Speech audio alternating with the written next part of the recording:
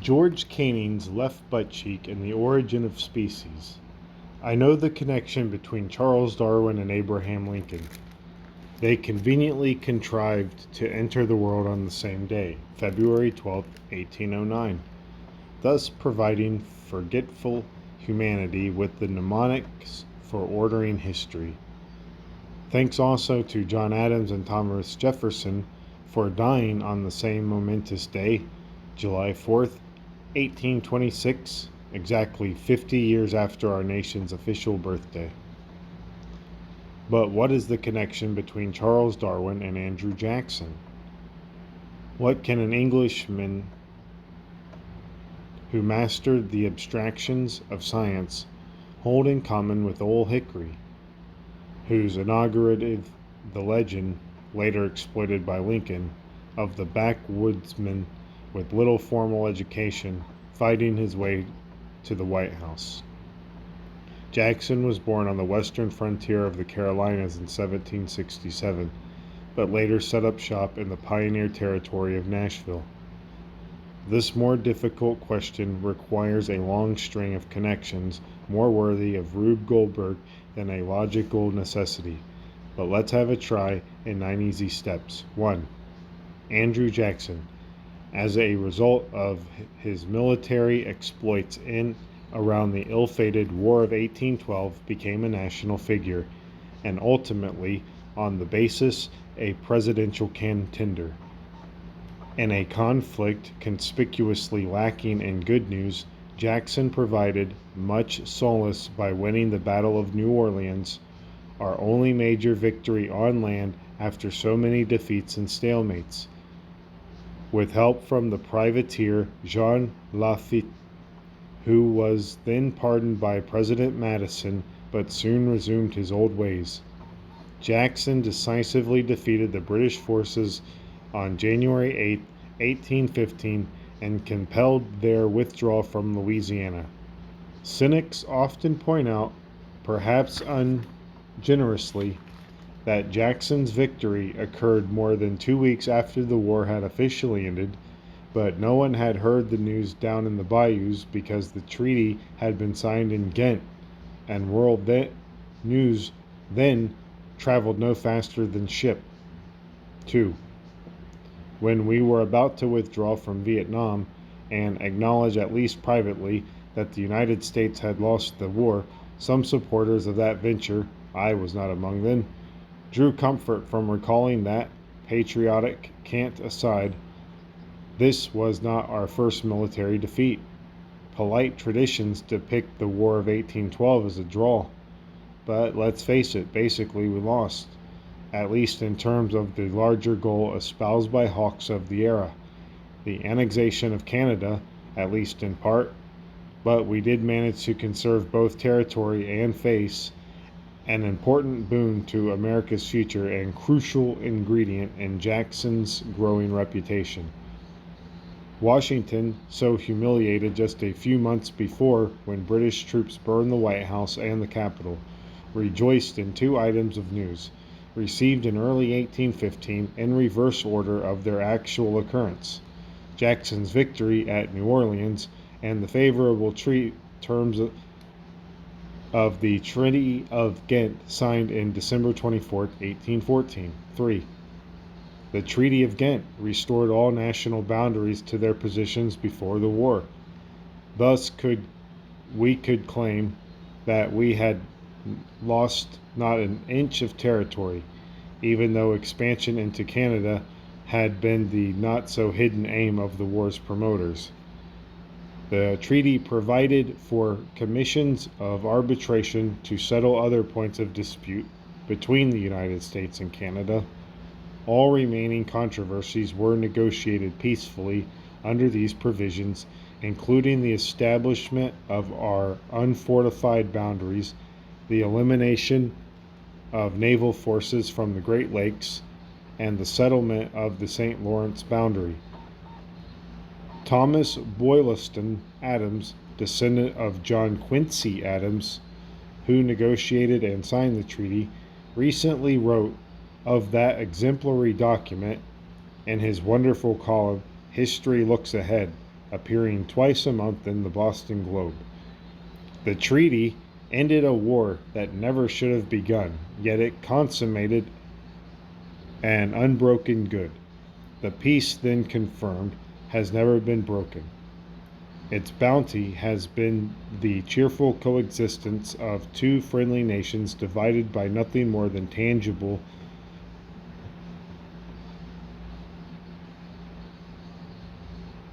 an invisible line that runs for 3,000 miles undefended by armed men or armaments. 4. If the war had not ended, fortunately for us, on such an upbeat, Andy Jackson's belated victory at New Orleans might have emerged as a bitter joke rather than a symbol of success. And Jackson, deprived of status as a military hero, might never have become president. But why did Britain, in a fit of statesmanship, agree to such a consular treaty when they held the upper hand militarily? The reasons are complex and based in part on expediency. The coalition that had exiled Napoleon to Elba was coming apart, and more troops might soon be needed in Europe. But much credit must also go to the policies of Britain's remarkable Foreign Secretary Robert Stewart, Viscount Castlereagh, and a secret dispatch sent to the British minister in Washington in 1817. Castlereagh set out his basic policy for negotiation, a stance that had guided the restructuring of Europe at the Congress of Vienna following the final defeat of Napoleon. The avowed and true policy of Great Britain in the existing state of the world is to secure, if possible, for all states a long interval of repose. 3 years earlier, Castlereagh had put flesh on these brave words by helping to break the deadlock at Ghent and facilitate a peace treaty that did not take all that Britain could have demanded, thereby leaving the United States with both pride and flexibility for a future and deeper peace with Britain. Negotiations had gone badly at Ghent. Anger and stalemate ruled. Then, on his way to Vienna, Castlereagh stopped for 2 days in Ghent, where, in secret meetings with his negotiators, he advocated conciliation and helped to break the deadlock. 5. We must thank the fortunate tides of history that Castlereagh, rather than his counterpart and rival, the hawkish and uncompromising George Canning, was presiding over Britain's foreign affairs in 1814. And so you see, dear reader, we are finally getting to Mr. Canning's rear end as promised in the title. The vagaries of a key incident in 1809 led to this favorable outcome. Canning, the Foreign Secretary, had been pushing for Castlereagh's ouster as Secretary of the War. Castlereagh had sent a British expedition against Napoleon's naval base at Antwerp, but nature had intervened, and the troops were boxed in on the island of Walcheren, dying in droves of typhoid fever. Canning used this disaster to press his advantage. Meanwhile, the Prime Minister, the Duke of Portland, suffered a paralytic stroke and eventually had to resign. In the various reshufflings and explanations that follow such an event, Perceval, the new Prime Minister, showed Castlereagh some of Canning's incriminating letters. Castlereagh did not challenge Canning's right to lobby for his removal, but he exploded in fury at Canning's apparent secrecy and machination. Canning, for his part, and not without justice, replied that he had urged open confrontation of the issue, but that higher-ups, including a king, had imposed secrecy, hoping to paper over the affair and somehow preserve the obvious talents of both men in the government. Castlereagh, to say the least, was not satisfied, and in the happily abandoned custom of his age, insisted upon a duel. The two men and their seconds met on Putney Heath at 6 a.m. on September 21st. They fired a first round to no effect, but Castlereagh insisted on a second, of much greater importance. Castlereagh was spared the fate of Alexander Hamilton by inches, as Canning's bullet removed a button from his coat but missed his person. Canning was not so fortunate. Though more embarrassed than serious injury, he took Castlereagh's second bullet in his left butt. Historians have tended to euphemize at this point. The latest biography in Castlereagh's holds that Canning got it through the fleshy part of the thigh, but I have it on good authority that Canning got shot in the rump. In any case, both men subsequently resigned. As the world turned and passions cooled, both Canning and Castlereagh eventually returned to power. Canning achieved his burning ambition to become prime minister, if only briefly, in 1827. Castlereagh came back in Canning's old job of foreign secretary, where he assured the Treaty of Ghent and presided for Britain at the Congress of Vienna. 6. Suppose Canning had fired more accurately and killed Castlereagh on the spot. Canning, on the other of his hawkish persuasion, might have imposed stiffer terms upon the United States and deprived Andrew Jackson of his hero role. More important for our tale, Castlereagh would have been denied the opportunity to die, as he actually did, by his own hand in 1822. Castlereagh had suffered all of his life from periods of acute and debilitating melancholia and would today almost surely be likely diagnosed as severe manic depression. Attacked by the likes of Lord Byron, Shelley, and Thomas More for his foreign policies, and suffering from both overwork and parliamentary reverses, Castlereagh became unreasonably suspicious and downright paranoid. He thought that he was being blackmailed for supposed acts of homosexuality. Neither the blackmail nor the sexual orientation have ever been proved. His two closest friends, King George IV and the Duke of Wellington, failed to grasp the seriousness of his illness and did not secure adequate protection or treatment.